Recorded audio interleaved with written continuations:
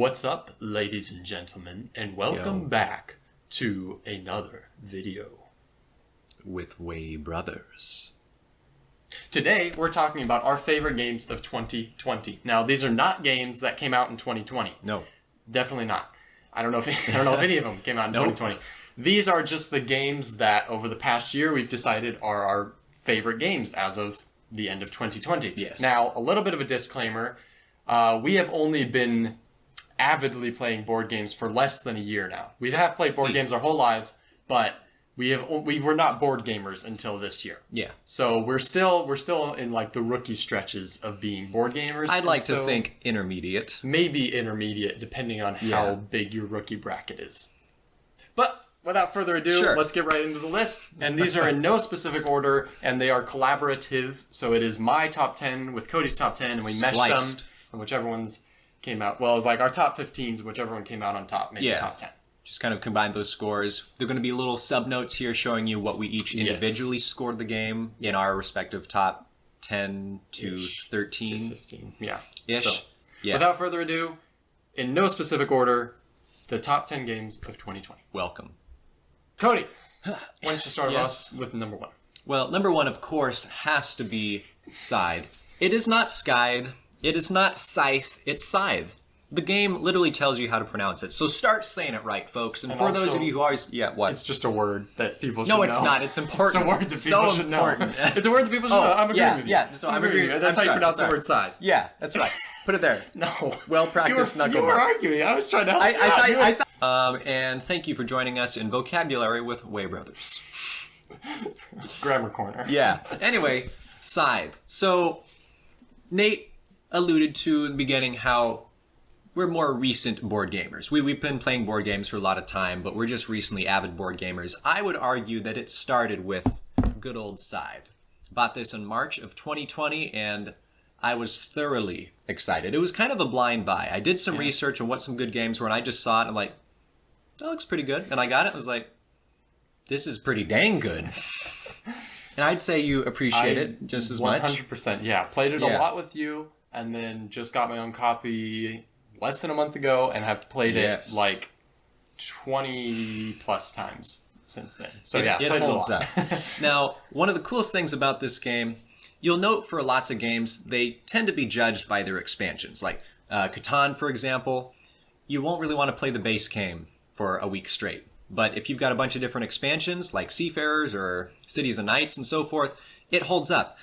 Scythe, I don't really care very much about the expansions. Even the Rise of Fenris that adds like the 8 different modules and the legacy game you can play through, I don't really care that much. I thoroughly enjoy just playing the base game, and I think that's a really good sign of a game that it doesn't need to rely on its expansions to hold up to stuff. The base game is so solid that even if the expansions just feel like bloatware. It feels like they're dragging the game down and making it a little more laborious. Kind of. And they take not the streamline, but they take like the consistency out of the game. It throws it messes up how the game works. It feels like it slows it down, and it doesn't feel smooth anymore.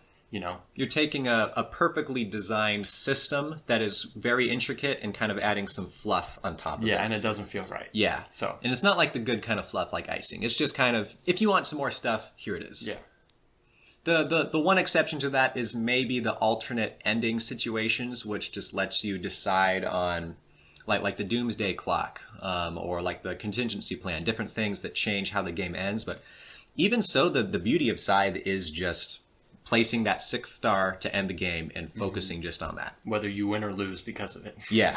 So it is a heftily priced game. It tends to be like $60 to $65. Yeah, that's just by itself. But hey, you don't need the expansion. This is not necessary, but we do recommend buying it faux show and adding it to your collection this year if you don't have it already. All right, Nate, hit us off with our number 2. Our number 2, and I should really more like say my number 2, because this wasn't on Cody's top 15 at all. He's only played it once, which is kind of my fault. I should have brought it over more to play. Yeah. Number 2, in no specific order, Gloomhaven.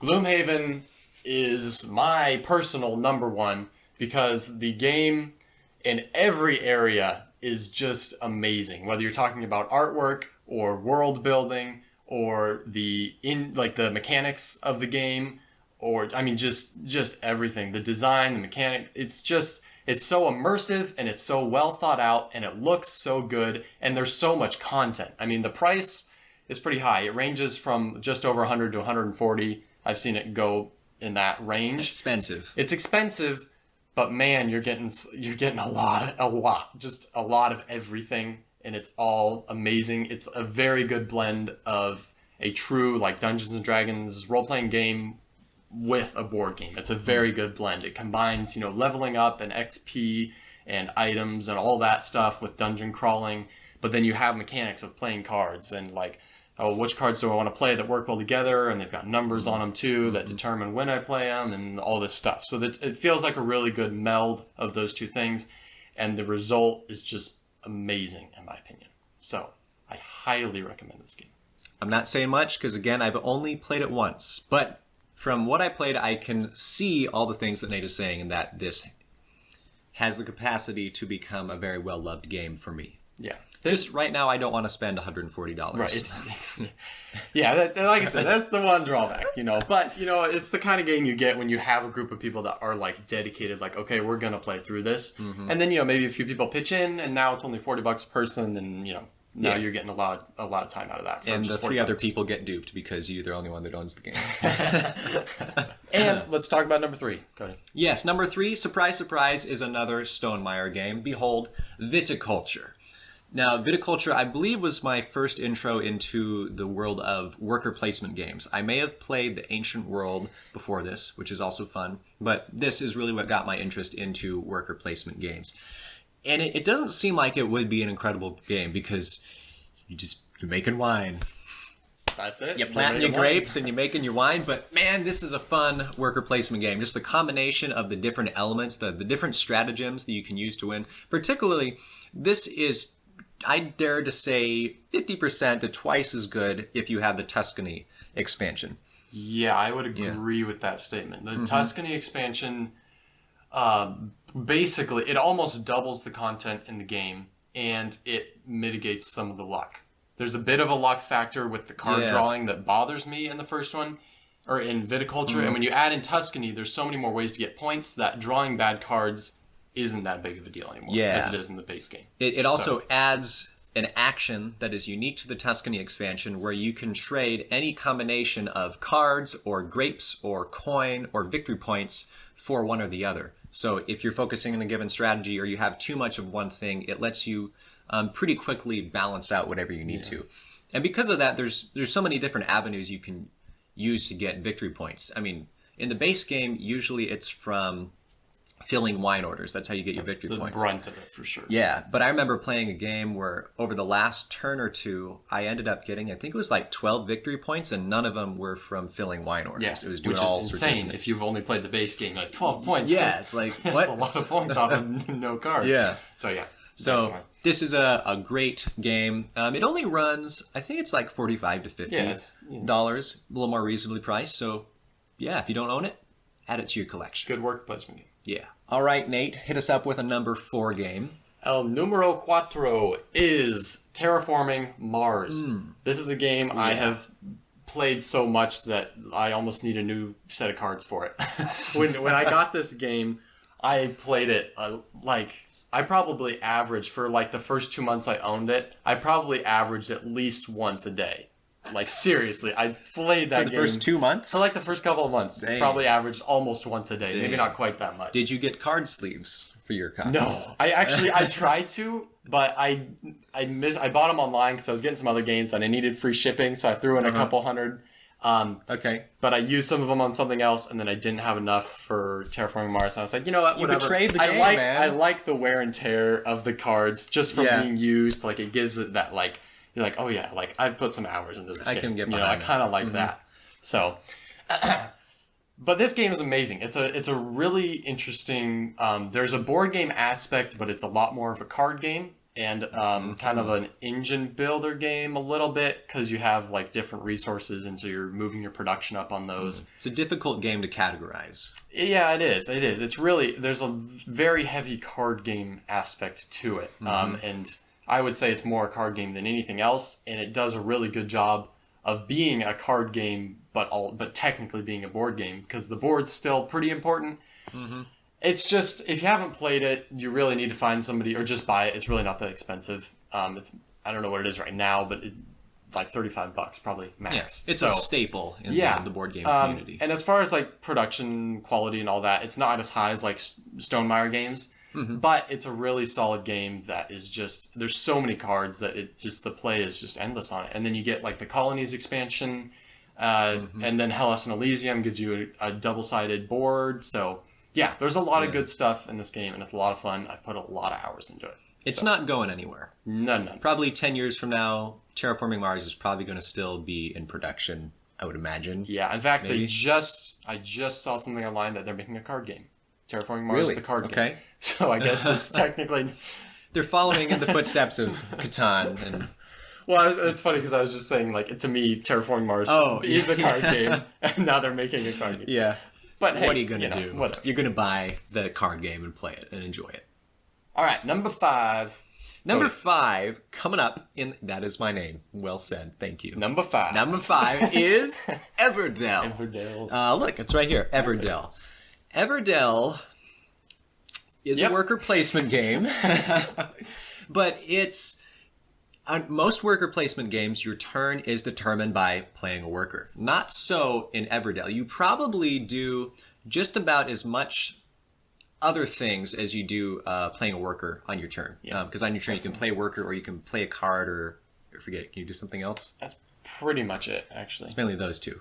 Or you can pass the next season, but yeah, whatever. So it's a sort of a hand management card drafting game.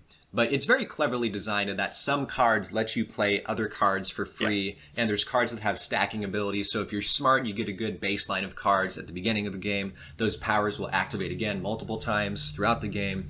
It's funny. I was about to say it's very satisfying, and it is, but we've talked about this in our Everdell review. Yeah. How at the end of the game, it's sort of dissatisfying because, man, like... It's just suddenly the end of the game, and like I feel like I could have done better. Maybe, I'm not sure. I think as I've been playing like Wingspan, Everdell, there's another one that was on the top of my head that I can't think of now. Action efficiency games, I think, just tend to be dissatisfying. Yeah, Agricola is like that too, sure. Where you only have a certain amount of turns, and you know you're only going to have those certain amount of turns. There's nothing you can do to really delay the game. Once you run out of those, you're done. And it's kind of stressful. It's very stressful. Yeah. Because everything you do with your workers, or every action you take, is very important. Mm-hmm. And if you make a few mistakes, not only are they going to be bad because every action is important, but sometimes they have an effect. A recurring difficulty. Yeah. You could have gotten one card placed instead of this other one, and it could have given you a bonus 4 times in a row, and now you're missing out on that. But the game works really well. The cards... There's a lot of cards, which is good, and they're good cards. There's a handful of repeats, but they work really well together. The way that they make the cards work together, I like a lot. They all have unique abilities. Definitely. Just cool. And the artwork is great. I mean, these cute little critters just doing stuff. Nobody can tell you the artwork. Anyone who says they don't like the artwork in this game is probably pure evil. Don't trust them. Yeah. Definitely just don't take recommendations from them. Do not buy board games from them under a shady bridge. As a general rule, it's probably going to be missing pieces. Yeah. All right, number 6 is Castles of Burgundy. And either edition, either way, it's going to be on our top 10, whether you get the 20th anniversary edition or not. It's essentially the same game. 20th anniversary edition comes with a couple little miniature expansions, and it looks nicer, but they're at the core the same game. This game's awesome. This is kind of a dice placement game. It is a dice placement game. Well, but you don't place the dice necessarily. But you roll the dice, and depending on what you roll, you can do certain things with those dice. And it's just great. I mean, once again, there's so many different tiles, so that adds to the variety. But then you have your own player mat that you get to put all those on in different orders, and they have effects that affect other tiles. And it's just...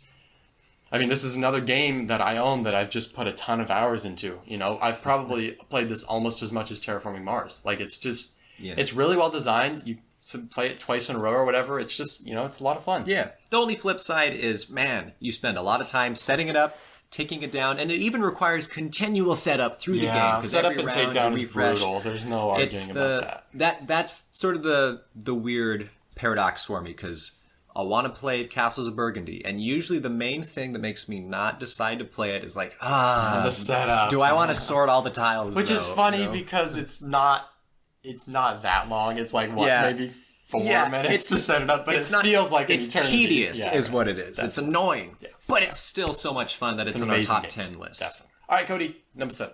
Number 7. How could it not make the top 10 list? The Settlers of Catan, or Catan if you say it apparently how the original designer says it. But Tom Vasel says Catan. So also, I'm going to stand behind it didn't make Catan. my top 10 list. I just want to point that out. Oh, okay.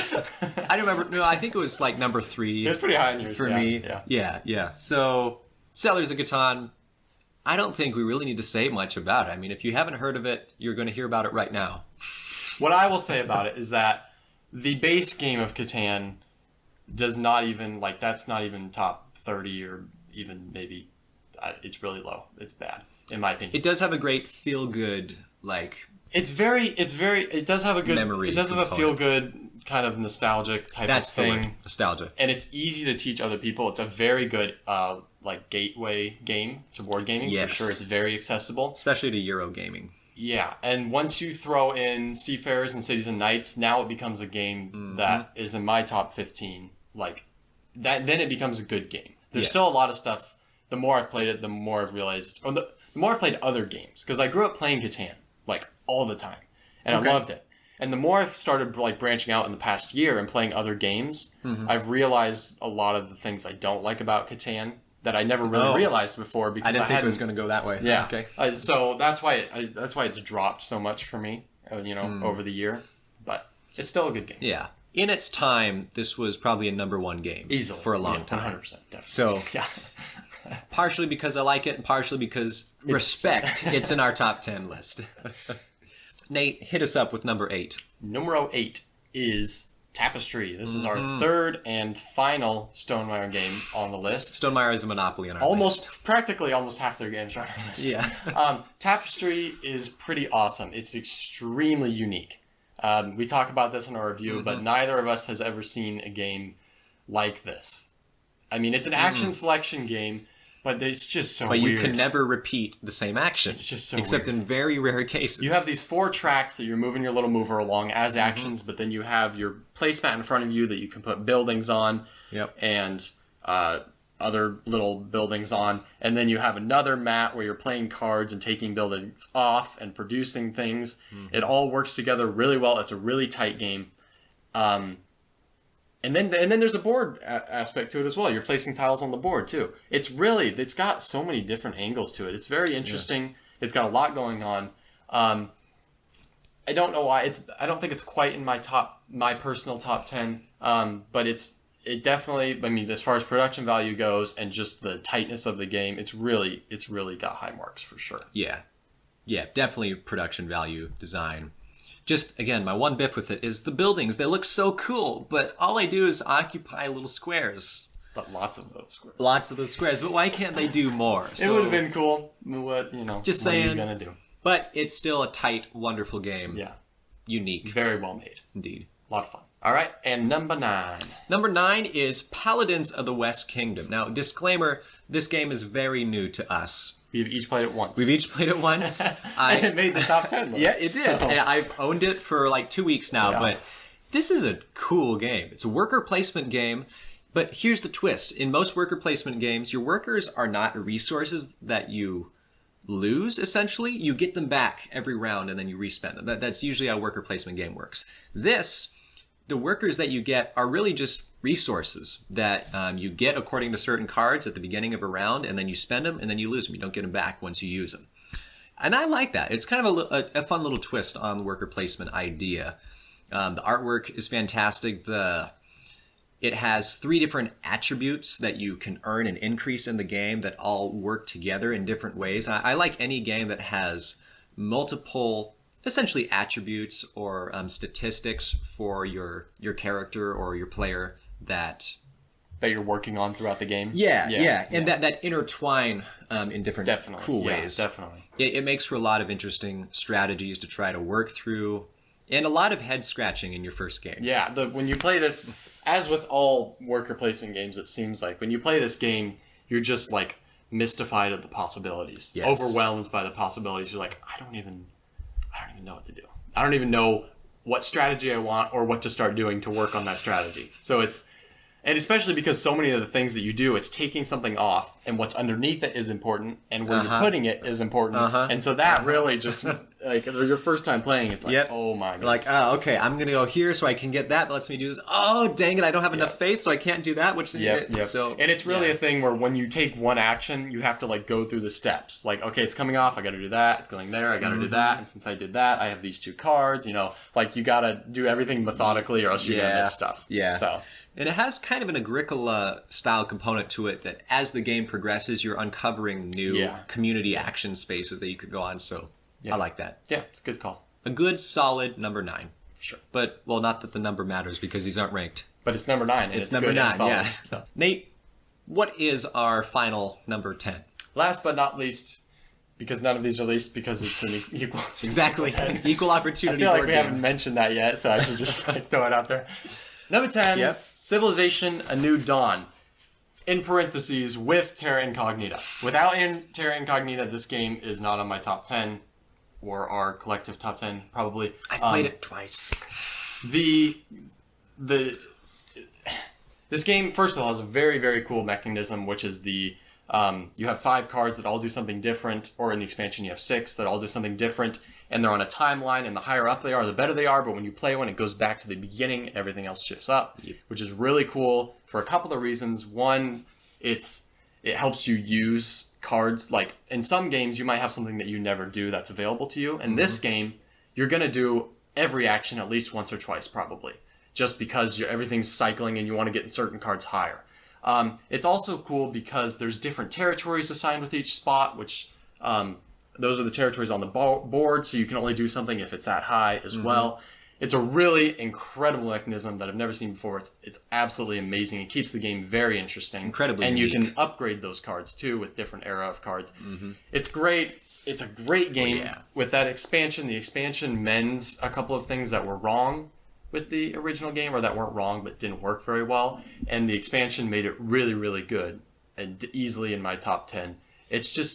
It's a lot of fun. I mean, you know, that's what's most important to make it on this list. And I've had a lot of fun playing Civilization. And per the name, it comes with different civilizations that you can play. It spices up your gameplay a little bit differently each time. That's the best thing about the expansion for it, is that not only does it fix the things that were broken in the original game, but it also adds in a bunch more stuff, like new stuff that's just cool. Yeah. And cool is cool. Once again, thanks for watching another Wae Brothers video. Hopefully you liked our year-end, even though it's January. Whatever. It's the games we liked in 2020. Games of 2020 that we love, and we do love these games. So thank you for watching our videos. Thank you for supporting us through the year, and hopefully we will have a great 2021 with lots of videos. We plan on it. So thank you for watching Wae Brothers. Wae, of course, standing for wandering aimlessly evermore.